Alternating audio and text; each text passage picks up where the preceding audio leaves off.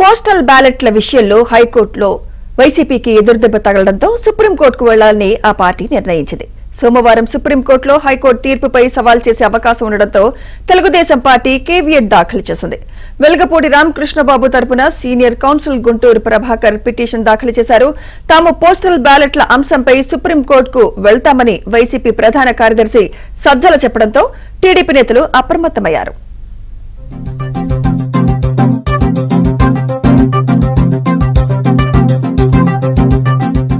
ఆంధ్రప్రదేశ్లో రికార్డ్ స్థాయిలో postal ballot ఓట్లు పోలయ్యాయి. సుమారు 5 లక్షల పైన పోస్టల్ బ్యాలెట్ ఓట్లు పోల్ కావడంతో అధికార పార్టీలో ఆందోళన పెరిగింది. ఈ పోస్టల్ బ్యాలెట్ లో ఉద్యోగులు తమకు వ్యతిరేకంగా ఓటు వేశారని భావించిన వైసీపీ ఇప్పుడు ఆ ఓట్లపై పేచీకి దిగింది. పోస్టల్ బ్యాలెట్ పేపర్ వెనుక రిటర్నింగ్ అధికారి సీల్, డిక్లరేషన్ పై గెజిటెడ్ అధికారి పేరు, హోదా, స్టాంపు ఉండాలి.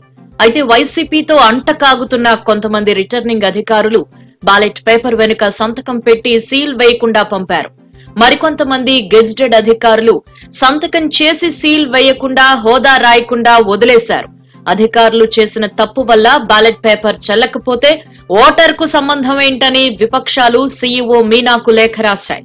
అధికారులు చేసిన తప్పుకు ఓటర్ కి ఎలాంటి బాధ్యత లేకపోయినా ఉద్యోగులకేం సంబంధం అని ప్రశ్నించారు.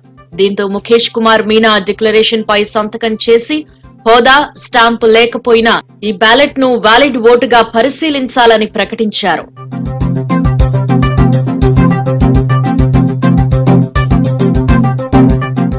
దీనిపై వైసీపీ అభ్యంతరాలు వ్యక్తం చేస్తూ హైకోర్టులో పిటిషన్ వేసింది. ఈలోపు కేంద్ర ఎన్నికల కమిషన్ కూడా డిక్లరేషన్ వెనుక అధికారి సంతకం చేసి స్టాంపు వేయకపోయినప్పటికీ ఆ ఓటు చెల్లుతుందని స్పష్టం చేసింది. కేంద్ర ఎన్నికల సంఘం జారీ చేసిన సర్క్యులర్ పై వైసీపీ ప్రధాన కార్యదర్శి లేళ్ల అప్పిరెడ్డి హైకోర్టును ఆశ్రయించారు.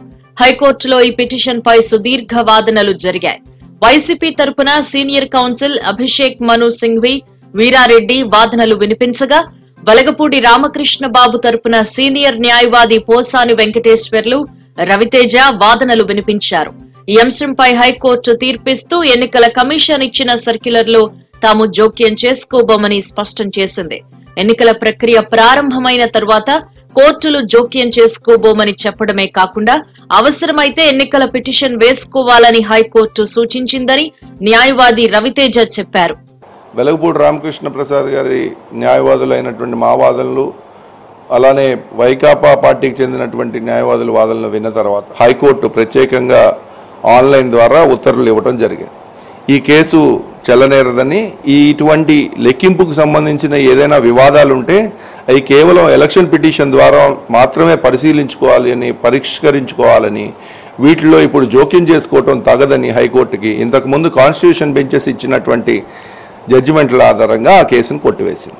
హైకోర్టు ఇచ్చిన తీర్పుపై తాము సుప్రీంకోర్టులో పిటిషన్ వేస్తామని ప్రభుత్వ ప్రధాన సలహాదారు సజ్జల రామకృష్ణారెడ్డి ఆదివారం తెలిపారు. ముందే అప్రమత్తమైన టీడీపీ విశాఖ ఎమ్మెల్యే వెలగపూడి రామకృష్ణబాబు తరపున సుప్రీంకోర్టులో కేవియట్ దాఖలు చేశారు.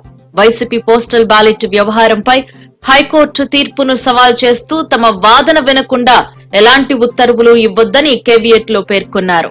సుప్రీంకోర్టు సీనియర్ న్యాయవాది గుంటూరు ప్రభాకర్ పిటిషన్ ను దాఖలు చేశారు. సోమవారం సుప్రీంకోర్టులో వైసీపీ పిటిషన్ వేస్తే విచారణకు వచ్చే అవకాశం ఉంది.